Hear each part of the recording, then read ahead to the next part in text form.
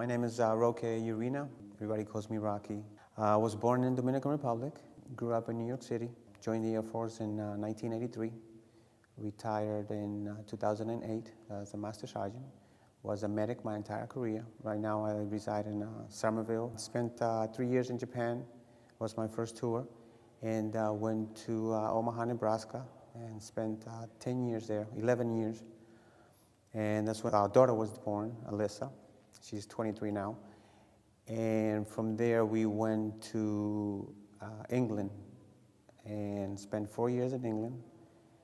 And then we end up in Altus, Oklahoma, being deployed to Cuba, Korea, Germany, supporting Desert Storm, and deployed to Iraq in August of 2004. The first 4 days, mortar attacks, of course. I worked in the emergency room the whole 4 months that I was there. And the very first night that we were alone, it was really overwhelming. I mean, they just didn't stop coming, the injuries. It was really rough. I mean, people cursing at each other, it was just a madhouse. 4 months of seeing that day in and day out, helicopters.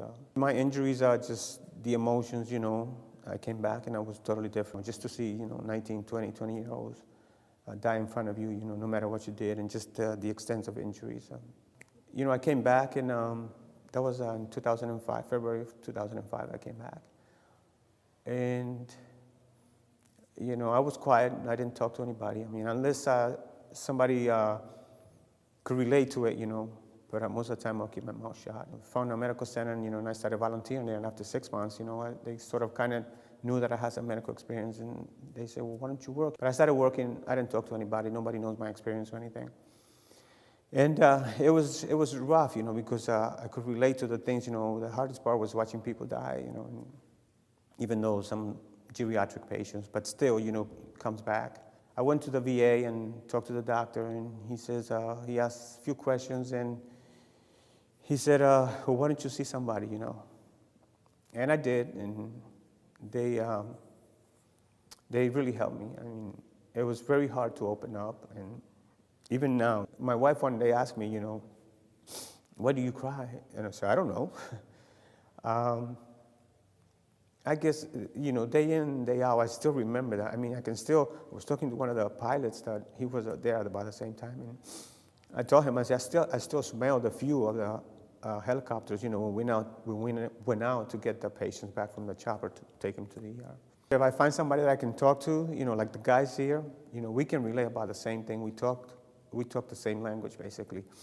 With some people, I can't open up. I won't even start because I know they cannot relate to the same thing.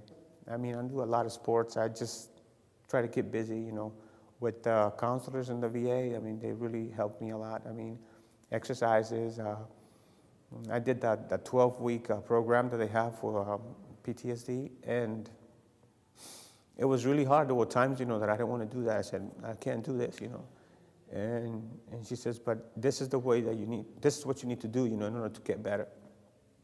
And it has helped a lot. Mountain biking has been part of my life. When I was in Omaha, some of the guys started riding, and I didn't know anything about mountain biking. And, they said, well, get a bike, and they always hear them coming back from the trails and telling all these stories, and went to a pawn shop, spent $150 on a bike. It was great. And then from then on, I've been riding ever since. When I went to England, I had a friend of mine, he was a serious rider, and he sold me his bike, which was a full suspension. And where I'm at, there's not that many trails, but still I try to make it a point, to ride at least once or twice a week. And this here, I mean, this is a dream come true. The best part is get to ride with the president. The other part, seeing Waco, being with other vets, I mean, that's a big plus. And enjoy the trails, just ride.